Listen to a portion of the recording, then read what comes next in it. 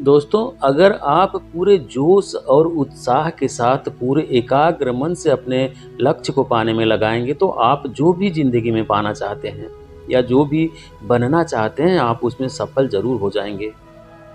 तो दोस्तों, आज की इस कहानी को सुनने के बाद आपको यह पता चल जाएगा कि आपका समय कहाँ बर्बाद हो रहा है। और अगर आपको यह पता लग गया कि आपका समय कहाँ बर्बाद हो रहा है और आपके समय को बर्बाद कौन कर रहा है, तो आप अपने आने वाले समय में संभल जाएँगे और अपने समय को बर्बाद होने से बचा लेंगे। और फिर आपको अपने लक्ष्य की प्राप्ति में आसानी हो जाएगी, क्योंकि तब आप पूरा ध्यान सिर्फ अपने लक्ष्य को पाने में लगाएंगे। दोस्तों, एक महात्मा अपने शिष्यों को धर्म और समाज पर तरह तरह की शिक्षाएं दिया करते थे। महात्मा अपने शिष्यों से कहते हैं कि शिष्यों, तुम्हारे पास ताकत हो, तुम्हारे पास बल भी हो, हर तरह से तुम मजबूत हो, लेकिन एक ऐसी चीज है जो तुम्हें परास्त कर सकती है। तुम चाहे कितने भी शक्तिशाली क्यों न बन जाओ, लेकिन वह तुम्हें जरूर परास्त कर देगी, और वह चीज है तुम्हारा समय। महात्मा कहते हैं कि शिष्यों, अगर तुम सबको यह पता चल जाए कि हमारा समय कहाँ बर्बाद हो रहा है और हमारे समय को कौन बर्बाद कर रहा है, तो आप अपने आने वाले समय में अपने समय को बर्बाद होने से बचा सकते हैं। और जब आपका समय बर्बाद होने से बच जाएगा, तो आपका जो लक्ष्य है वह आपको जरूर हासिल हो जाएगा।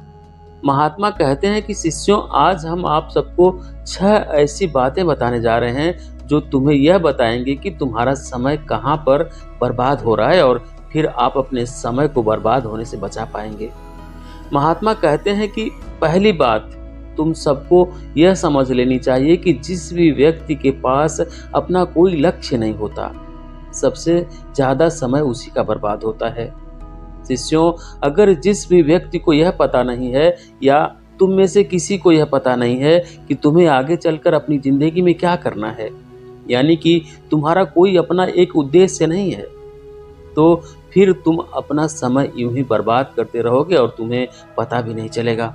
क्योंकि जिसके पास अपना एक लक्ष्य होता है, भले ही उसका कुछ समय कहीं दूसरी जगह पर बर्बाद भी हो रहा हो, लेकिन उसे यह तो पता है कि उसे अपने जीवन में क्या करना है, तो वह अपने समय को अपने उसी लक्ष्य को पाने में लगाएगा।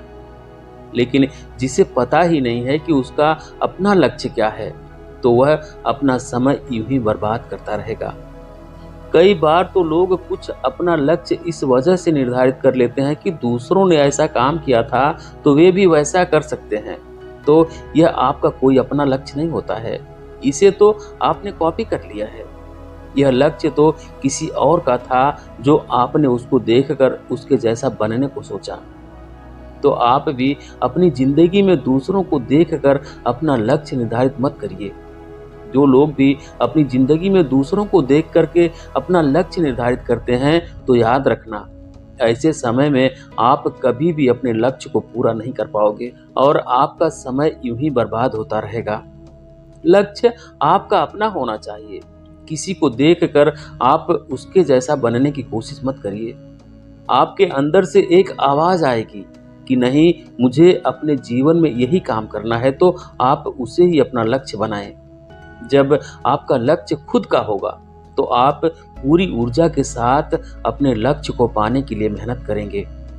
महात्मा आगे कहते हैं कि शिष्यों, तुम सब पहले अपने जीवन में एक लक्ष्य निर्धारित करो कि मुझे अपने जीवन में आगे चलकर क्या करना है। फिर तुम उस हिसाब से अपने लक्ष्य को पाने के प्रति दृढ़ संकल्प लो और फिर कठिन परिश्रम करो। दुनिया में ऐसे बहुत से लोग हैं जिन्हें अपने लक्ष्य के बारे में पता ही नहीं है, बस वह फॉर्मेलिटी के लिए अपना काम कर रहे हैं। आखिर इस दुनिया में आपने जन्म लिया है तो आपका भी कुछ न कुछ मकसद जरूर होगा। जन्म तो आपने ऐसे नहीं ले लिया इस धरती पर। ईश्वर ने आपको भेजा है कुछ बड़ा करने के लिए, और उसके लिए आपने ईश्वर ने आपको भेजा है कुछ बड़ा करने के लिए, और उसके लिए आपने जन्म लिया है। तो पहले अपने लक्ष्य का पता लगाओ कि मुझे आगे चलकर अपने जीवन में क्या करना है। अपने लक्ष्य को पता लगाना बहुत ही आसान है। महात्मा आगे कहते हैं कि शिष्यों, तुम ध्यान में बैठो और बचपन से लेकर अभी तक के जीवन को गौर से देखो कि तुम्हारा झुकाव किस तरफ ज़्यादा है और किस तरफ तुम्हारी अंतरात्मा तुमसे यह कह रही है कि तुम्हें आगे चलकर यही काम करना है। जब तुम अपने पूरे जीवन को बचपन से लेकर अभी तक को गौर से देखोगे तो तुम्हें समझ में आ जाएगा कि तुम जन्म क्यों लिए हो और तुम्हारे जन्म का उद्देश्य क्या है और तुम्हारा लक्ष्य क्या है। फिर तुम्हारे समझ में आ जाएगा कि तुम्हें अपने जीवन में क्या करना है और तुम्हारा लक्ष्य क्या होना चाहिए। कभी भी किसी दूसरे व्यक्ति को देखकर अपने लक्ष्य को निर्धारित मत करना। अगर तुम्हें अपना समय बर्बाद होने से बचाना है तो पहले अपना लक्ष्य निर्धारित करो, फिर अपने लक्ष्य के हिसाब से काम करो और तब तुम्हारा समय भी बच जाएगा। महात्मा आगे कहते हैं कि शिष्यों, दूसरी बात जहाँ पर व्यक्ति अपना समय सबसे ज़्यादा बर्बाद करता है वह यह है कि चिंता करना। महात्मा कहते हैं कि तुमने अपना लक्ष्य निर्धारित तो कर लिया कि मुझे अपने जीवन में क्या काम करना है। थोड़ी बहुत तो चिंता आपको होनी चाहिए अपने लक्ष्य को प्राप्त के लिए। कई बार आप असफल भी होंगे, निराश भी होंगे, लेकिन अगर आप उस असफलता के बारे में लगातार सोचते रहेंगे या आप यह सोचेंगे कि आगे का काम कैसे होगा, पता नहीं हो पाएगा या नहीं, अगर तुम इन सब पुरानी बातों और अपनी असफलता को लेकर बार बार चिंता में रहोगे और उसके लिए कोई कार्य नहीं करोगे तो तुम सब बहुत ही ज़्यादा परेशान रहोगे और तुम्हारा समय सिर्फ सोचने में ही बर्बाद होता रहेगा।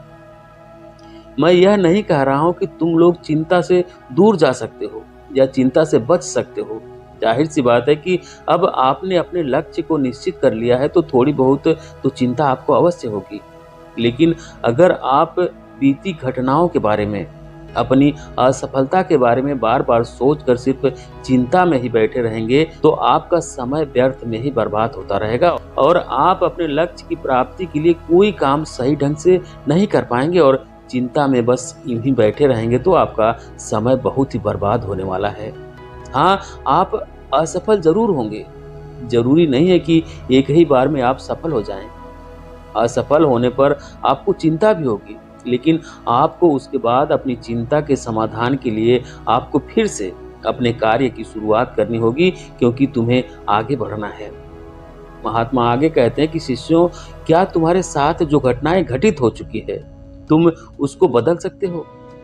क्या तुम्हारे सोचने से वह घटनाएं बदल सकती हैं? शिष्य कहते हैं, नहीं गुरुदेव, हमारे सोचने से हमारे बीते समय में जो घटनाएं घटित हो चुकी है वह बदलने वाली नहीं है। महात्मा कहते हैं, ठीक कहा तुम सबने। ठीक इसी प्रकार अगर हम भविष्य के बारे में सोचने लगें कि भविष्य में क्या होगा, कैसे होगा और उसके बारे में बार बार सोचकर बहुत ही ज़्यादा परेशान हो रहे हैं, तब तो हमारा समय बहुत ही ज़्यादा बर्बाद होगा। भविष्य में अपनी योजनाओं के बारे में सोचिए, उस कार्य को कैसे किया जाए, आप यह बात सोचिए और उसके लिए काम भी करिए। लेकिन आप सिर्फ सोच ही रहे हैं, कोई काम नहीं कर रहे हैं, तो फिर यह तो आपका समय बर्बाद ही करने वाला है। महात्मा कहते हैं कि शिष्यों, चिंता करके हमें अपने समय को बर्बाद नहीं करना है। और फिर महात्मा आगे कहते हैं कि शिष्यों, तुम्हारा तीसरा सबसे बड़ा दुश्मन है जो तुम्हारे समय को बर्बाद करता है, वह तुम्हारे भीतर छुपा तुम्हारा आलस्य। महात्मा आगे कहते हैं कि शिष्यों, जब तुम सब अपने जीवन में आगे बढ़ने लगोगे तो तुम्हारे अंदर का आलस तुमसे बोलेगा कि अरे थोड़ी देर आराम कर लो, अभी तुम्हारे पास बहुत समय है, इस काम को थोड़ी देर बाद भी कर सकते हो। वह आलस्य तुम्हारे शरीर को बार बार आराम की दिशा में ले जाएगा और जब तुम्हारा मन तुम्हारे उस आलस्य के कब्जे में आ जाएगा तो फिर तुम सफलता के रास्ते पर कभी भी आगे नहीं बढ़ पाओगे। आलस्य हमेशा तुम्हारे लक्ष्य और तुम्हारे बीच में खड़ा रहेगा, जो तुम्हें हमेशा भ्रमित भी करता रहेगा, तुम्हें बार बार रोकने की कोशिश करेगा, बार बार कहेगा कि अभी तुम्हारे पास बहुत समय है, आराम कर लो, थोड़ी देर बाद उठना, अभी थोड़ा और सो लो। लेकिन तुम्हें उसकी बातें नहीं सुननी है। जैसे ही तुमने उसकी बातें सुनी तो आलस्य तुम्हारे मन और पूरे शरीर पर कब्जा कर लेगा। फिर वह तुम्हें कभी भी आगे नहीं बढ़ने देगा और आपको पता भी नहीं चलेगा कि आपका समय कितना बर्बाद हो गया। तो आलस्य ही तुम्हारा तीसरा सबसे बड़ा दुश्मन है, जो तुम्हारे समय को ज्यादा बर्बाद करता है। तुम्हारा मन तुमसे कहेगा कि तुम्हें सुबह सबसे पहले उठना है, और तुम्हारा आलस्य तुम्हें सुबह समय से उठने ही नहीं देगा। वह तुमसे कहेगा कि अभी तो तुम्हारे पास बहुत समय है, थोड़ी देर और सो लो, उसके बाद उठना, थोड़ी देर और आराम कर लो। तो समझ जाना कि आलस्य ने तुम्हारे मन को धीरे धीरे अपने कब्जे में ले रहा है, और जब आलस्य तुम्हारे मन को अपने कब्जे में ले लेगा तो वह फिर तुम्हारे शरीर को भी अपने वश में कर लेगा, और फिर वह तुम्हें एक आराम की दिशा में ले जाकर तुमसे बोलेगा कि अभी थोड़ी देर और आराम कर लो, अभी तुम्हारे पास बहुत समय है। वह तुम्हारे समय को बर्बाद करता रहेगा और तुम्हें पता भी नहीं चलेगा। तो शिष्यों, तुम्हें अगर अपने समय को बचाना है तो आलस्य को अपनी जिंदगी से दूर करना होगा। जब भी तुम्हारा आलस्य तुमसे यह कहे कि अभी आराम कर लो, तो तुरंत उस समय तुम सचेत हो जाना। तुरंत समझ जाना कि तुम्हारा मन तुमको अपने कब्जे में करने की कोशिश कर रहा है, तुम्हारे मन को वह सम्मोहित कर रहा है। तो उसी समय तुम उठ खड़े होना और बोलना कि तू कौन है जो हमारे मन को नियंत्रण में कर रहा है। मेरा मन तेरे नियंत्रण में नहीं आएगा, क्योंकि मैं खुद का मालिक हूं, तेरा नहीं। और जब तुम तुरंत अपने मन के हिसाब से अपने आलस्य को चलाओगे तो अवश्य ही तुम आलस्य पर विजय पालोगे, और फिर तुम्हारा समय बर्बाद होने से बच जाएगा। महात्मा आगे कहते हैं कि शिष्यों, तुम्हारे समय को बर्बाद करने वाली चौथी सबसे बड़ी शक्ति है सुंदर स्त्री। महात्मा कहते हैं कि शिष्यों, तुम सब जवान हो रहे हो, तुम्हारे अंदर शारीरिक बदलाव आ रहे हैं, तुम्हारे शरीर के हार्मोन्स भी बदल रहे हैं, जिसकी वजह से तुम्हारा शरीर स्त्रियों के प्रति बहुत ही ज्यादा आकर्षित होने लगेगा, और तुम एक सुंदर स्त्री के मोह में पड़ सकते हो, और वही मोह तुम्हारे समय के बर्बादी का कारण बन सकता है। उसके मोह के चक्कर में तुम अपने लक्ष्य को भूल जाते हो। उस सुंदर स्त्री की यादों में तुम इतने खो जाओगे कि तुम्हें तुम्हारा लक्ष्य ही नहीं दिखाई पड़ेगा। उस सुंदर स्त्री के प्रेम में तुम खुद को भी भूल जाते हो, और तुम्हारा समय इतना बर्बाद होता रहता है कि तुम्हें पता ही नहीं चलता, क्योंकि तुम्हें तो अपना लक्ष्य याद ही नहीं रहा, क्योंकि तुम्हारे मन पर तो सुंदर स्त्री का आकर्षण पूरी तरह से हावी हो गया है। अर्थात सुंदर स्त्री तुम्हारे मन को अपने नियंत्रण में ले ली है, और जब तुम्हारा मन तुम्हारे नियंत्रण में ही नहीं है तो तुम्हारा शरीर भी तो तुम्हारे नियंत्रण में नहीं रहेगा। दुनिया में 90% युवक अपना समय सिर्फ सुंदर स्त्री के आकर्षण में ही बर्बाद करते रहते हैं। जो चीज जिस समय पर होने वाली है वह समय पर होगी। सूर्य पूर्व दिशा से निकलेगा तो वह पूर्व दिशा से ही निकलेगा। जब तुम्हारा समय होगा तब तुम्हारी जिंदगी में सुंदर स्त्री जरूर आएगी, लेकिन अगर तुम समय से पहले इन सबके जाल में पड़ जाते हो बिना अपने लक्ष्य को पूरा किए, तो निश्चय ही तुम्हारा समय बर्बाद होगा, और जब तुम्हारा समय बर्बाद होगा तो तुम्हारा समय तुम्हें बर्बाद कर सकता है, और जब तुम्हारा समय बर्बाद होगा तो तुम्हारा समय तुम्हें बर्बाद कर सकता है। तुम भी पूरी तरह से बर्बाद हो जाओगे। तो अगर अपने समय को, अपने लक्ष्य को बर्बाद होने से बचाना है तो तुम्हें सुंदर स्त्री के आकर्षण से बचना होगा। स्त्रियां भी आकर्षित होती हैं पुरुषों की तरफ, लेकिन वह कभी भी अपना समय बर्बाद नहीं करती। पुरुष आकर्षित भी होता है और समय भी सबसे ज्यादा बर्बाद वही करता है। स्त्री तो अपने लक्ष्य को पाने में लगी रहती है, लेकिन पुरुष पूरी तरह से बर्बाद हो जाता है। तो जब भी तुम्हारे लक्ष्य और तुम्हारे बीच में सुंदर स्त्री खड़ी हो तो तुम्हारी नजरें सिर्फ अपने लक्ष्य पर होनी चाहिए, क्योंकि इतिहास गवाह है कि सुंदर स्त्री उसी की होती है जो कामयाब हो जाता है, जो योग्य हो, जिसके पास बल हो। स्त्रियां उस पुरुष की तरफ सबसे ज्यादा आकर्षित होती हैं। पुरुष कितना भी सुंदर क्यों ना हो, लेकिन अगर वह कामयाब नहीं है, उसके पास कोई शक्ति नहीं है, धन वैभव की कमी है, तो कभी भी कोई सुंदर स्त्री उस पुरुष की तरफ आकर्षित ही नहीं होगी। क्योंकि मनोविज्ञान कहता है कि स्त्रियां हमेशा शक्तिशाली मर्द की तरफ और कामयाब पुरुष की तरफ आकर्षित होती है, क्योंकि वह जानती हैं कि यही पुरुष उनकी रक्षा कर सकता है, क्योंकि वह जानती हैं कि यही पुरुष उनकी रक्षा कर सकता है। उनकी ज़रूरत को, चीज़ों को पूरा कर सकता है, तो वे स्त्री उस मजबूत और बलशाली पुरुष की तरफ आकर्षित होंगी जिसके पास शक्ति हो, जिसके पास धन वैभव की कोई कमी नहीं है। अगर तुम सबको अपने लक्ष्य को पाना है, अपने समय को बर्बाद होने से बचाना है, तो तुम्हें सुंदर स्त्री के आकर्षण से बचना होगा। महात्मा आगे कहते हैं कि शिष्यों, पांचवा सबसे बड़ा कारण जो तुम्हारे समय को बर्बाद करता है वह है बुरे लोगों की संगत में रहना। महात्मा कहते हैं कि तुम वही हो जाओगे जैसा तुम्हारे आसपास के लोग रहेंगे। तुम अपने आसपास के लोगों का ही मिश्रण रहते हो। जैसी तुम संगत करोगे वैसा ही तुम होते चले जाओगे। अगर तुम्हारे आसपास के लोग अच्छे हैं, जो तुम्हें सही राय देते हैं, जो तुम्हारे लिए अच्छा सोचते हैं, तो निश्चय ही तुम जीवन में बहुत आगे जाने वाले हो। लेकिन तुम्हारे आसपास के लोग बुरे हैं, बुरे विचार वाले हैं, जो हमेशा गंदी आदतों, वासनाओं में डूबे रहते हैं, तो निश्चय ही तुम अपने मार्ग से भटक जाओगे और तुम्हें पता भी नहीं चलेगा कि तुम्हारा समय कितना बर्बाद हो गया। और जब समय बर्बाद हो जाएगा तो फिर तुम समय को कभी भी पकड़ नहीं सकते हो, क्योंकि समय पीछे से गंजा होता है। अतः अगर उसे आपको पकड़ना है तो आगे से पकड़ो।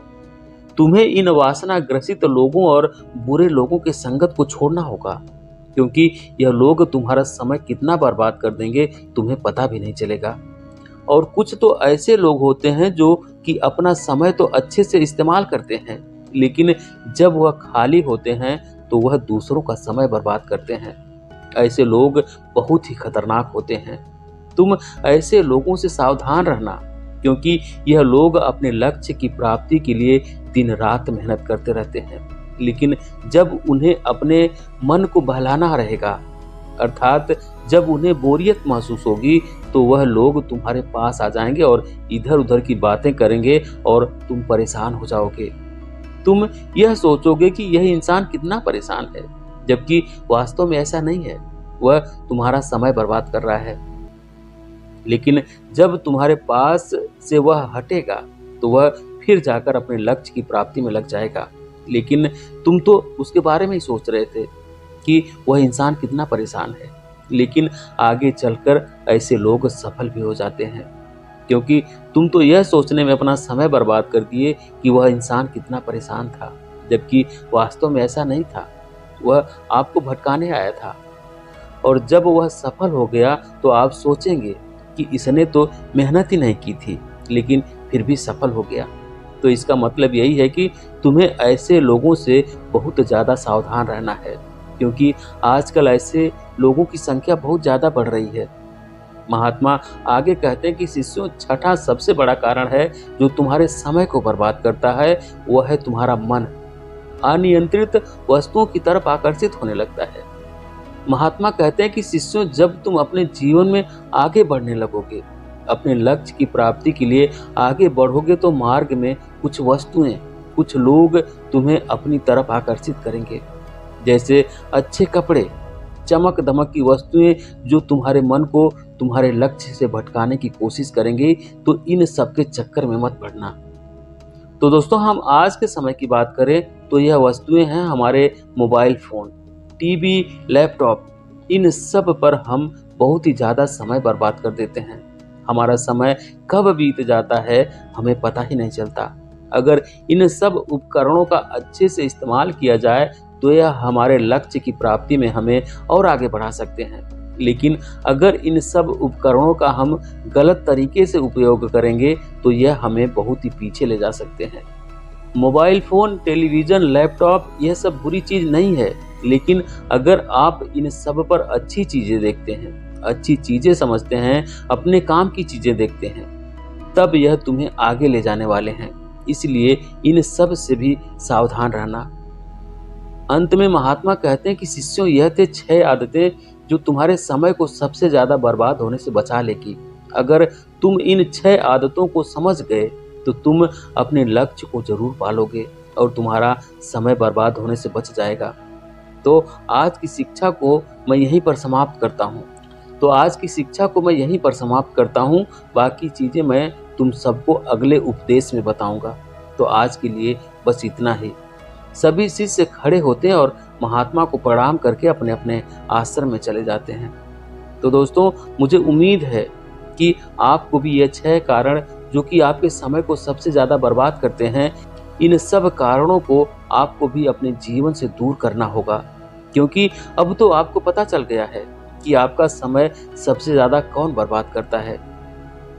तो ये थी दोस्तों आज की वीडियो। आपको कैसी लगी कमेंट करके ज़रूर बताएं। वीडियो को लाइक करें, शेयर करें और चैनल पर अभी तक नए हैं, चैनल को सब्सक्राइब नहीं किए हैं तो प्लीज़ चैनल को सब्सक्राइब करें। बेल आइकन भी प्रेस कर लें ताकि आने वाली सभी वीडियो का नोटिफिकेशन सबसे पहले आपको मिले। वीडियो देखने के लिए बहुत बहुत धन्यवाद।